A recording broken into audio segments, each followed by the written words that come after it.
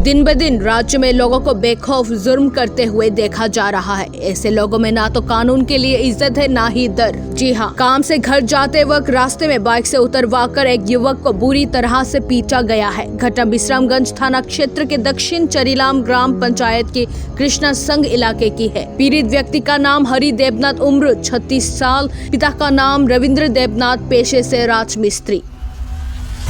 Bike से हरि देवनाथ घर जाते समय उसी क्षेत्र का एक युवक ने उसे बाइक से नीचे उतरवाकर बुरी तरह से पीटा। इस वजह से हरि देवनाथ के सीने और सिर में गंभीर चोट भी आई है। फिर बाद में हरि देवनाथ को उनके परिजन आरामगंज प्राथमिक अस्पताल ले गए।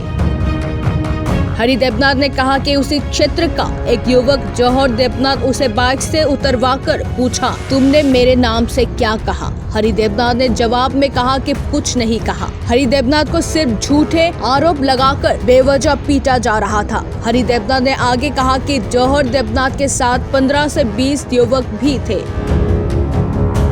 अन्य किसी युवक ने हरि देवनाथ को हाथ नहीं लगाया। जौहर देवनाथ ही हरि देवनाथ को बुरी तरह पीट रहे थे।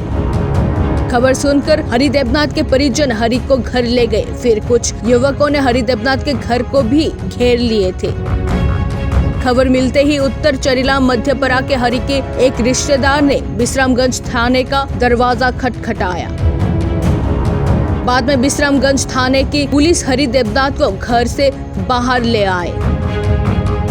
इस घटना से गांव के लोग स्तब्ध रह गए हैं। हरि देवनाथ को क्षेत्र के सभी लोग शांत स्वभाव आदमी के रूप में जानते हैं, जो दिन भर काम में व्यस्त रहते हैं। फिलहाल हरि देवनाथ के परिजनों ने बताया कि इस मामले को लेकर विश्रामगंज थाने में शिकायत दर्ज करवाई गई है।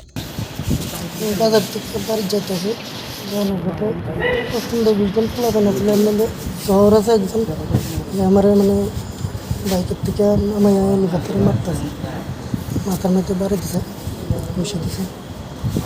এবার ভূত প্রেসিডেন্ট আছে সামনে, তেনারা আমি কইছি যে কই দিকিটা তেনারা তোমরা বেশি অতিরিক্ত বাইরে গেছে।